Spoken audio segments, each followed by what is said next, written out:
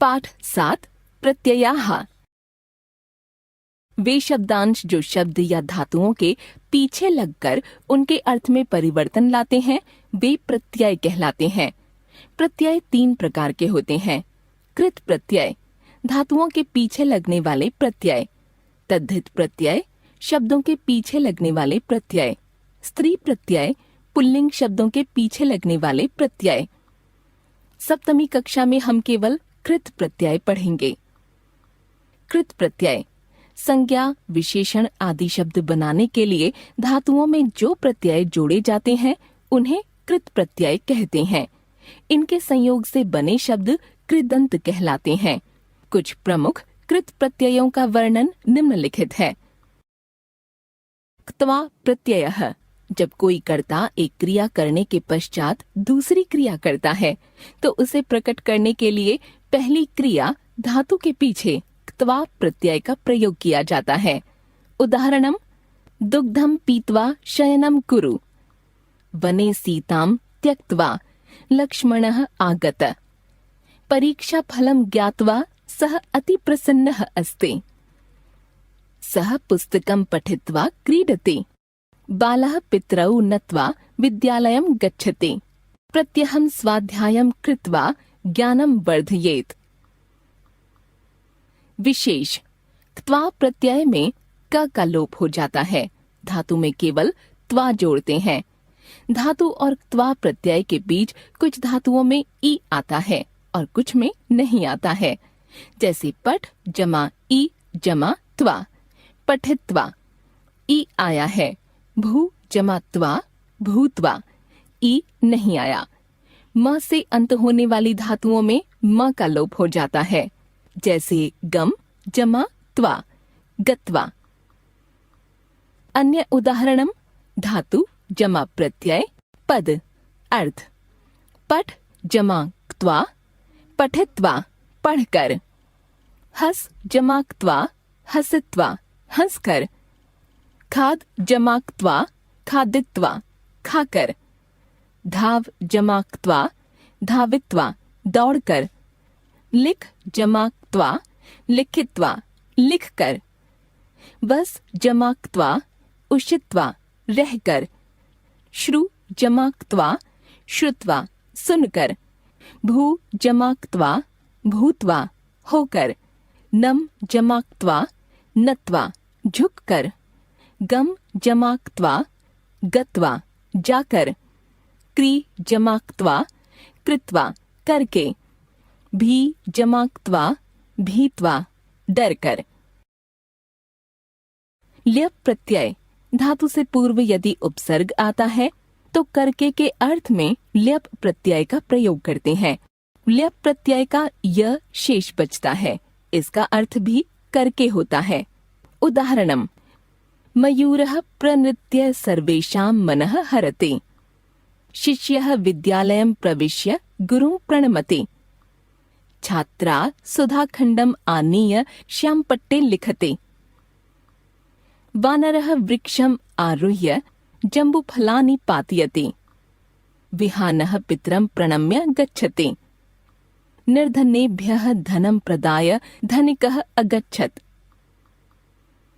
अन्य उदाहरणम, उपसर्ग जमा धातु जमा प्रत्यय पद। अर्थ, आ जमा गम जमा ल्यप, आगम्य, आकर। उप जमा गम जमा ल्यप, उपगम्य, पास जाकर। उप जमा हस जमा ल्यप, उपहस्य, उपहास करके। सम जमा पठ जमा ल्यप, संपठ्य, अच्छी तरह पढ़कर। अनु जमा भू जमा ल्यप, अनुभूय, अनुभव करके। वि जमा ज्ञा जमा ल्यप, विज्ञाय, जानकर।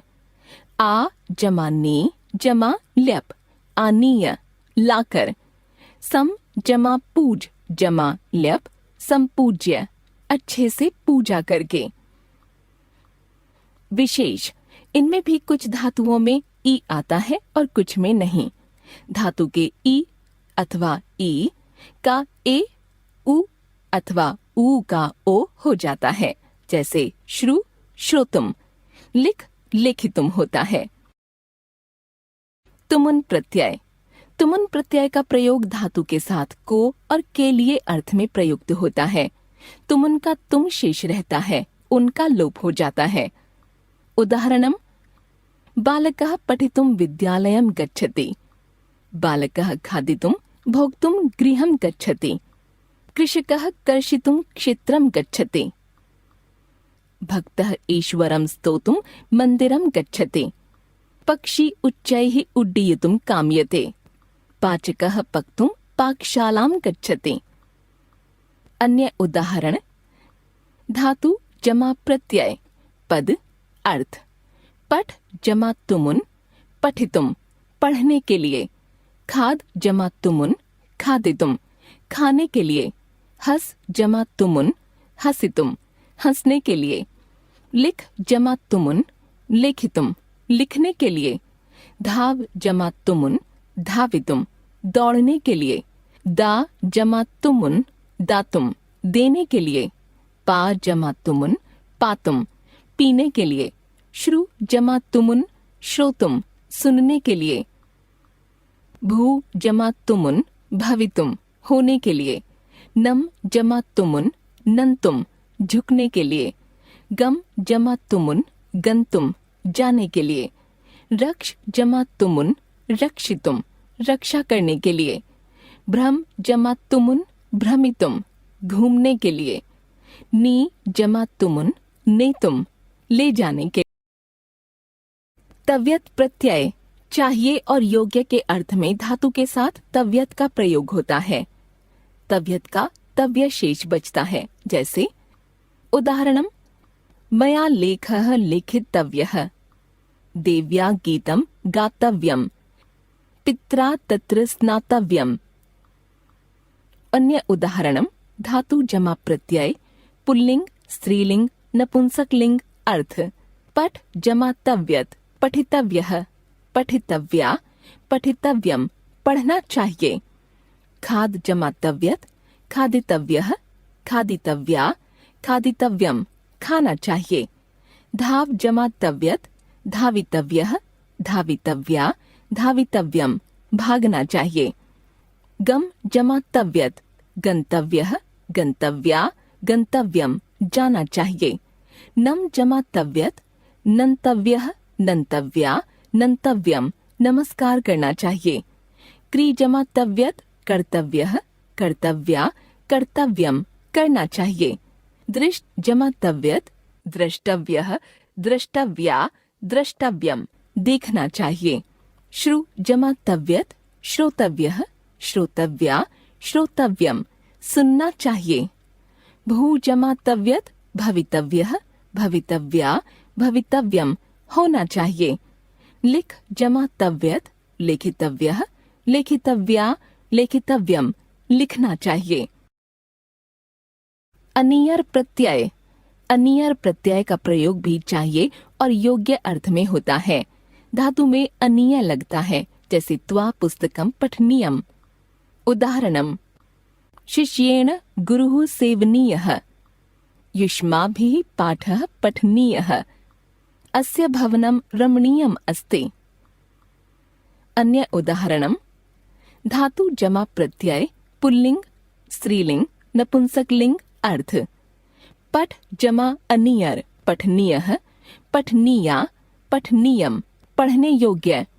गम जमा अनियर, गमनीयः गमनीया, गमनीयम जाने योग्य। याच जमा अनियर, याचनीयः याचनीया, याचनीयम मांगने योग्य। स्मृ जमा अनियर, स्मरणीयः स्मरणीया, स्मरणीयम घूमने योग्य। क्रीड जमा अनियर, क्रीडनीयः क्रीडनीया, क्रीडनीयम खेलने योग्य। दंड जमा अनियर, दंडनीयः दंडनीया, दंडनीयम दंड देने योग्य। क्री जमा अनियर, करणीयः करणीया, करणीयम करने योग्य। श्रु जमा अनियर, श्रवणीयः श्रवणीया, श्रवणीयम सुनने चाहिए। धाव जमा अनियर, धावनीयः धावनीया, धावनीयम दौड़ने योग्य। विशेष तव्यत और अनियर प्रत्यय से शब्द विशेषण बन जाता है, अतः विशेष्य के लिंग तथा वचन के अनुसार इसके रूप चलते हैं, जैसे पुल्लिंग, स्त्रीलिंग, नपुंसकलिंग। दृष्ट जमा तव्यत, द्रष्टव्यः, द्रष्टव्या, द्रष्टव्यम। पठ जमा अनियर, पठनीयः, पठनीया, पठनीयम। ध्यातव्यम। प्रत्यय 3 प्रकार के होते हैं, कृत प्रत्यय, तद्धित प्रत्यय, स्त्री प्रत्यय। धातु के बाद लगने वाले प्रत्यय कृत प्रत्यय कहलाते हैं। उससे बने शब्द को कृदंत कहते हैं। त्वा, ल्यप और तुमुन लगने पर शब्द अव्यय हो जाता है, उसका रूप नहीं बदलता। तव्यत और अनियर प्रत्ययों का प्रयोग चाहिए और योग्य के अर्थ में होता है।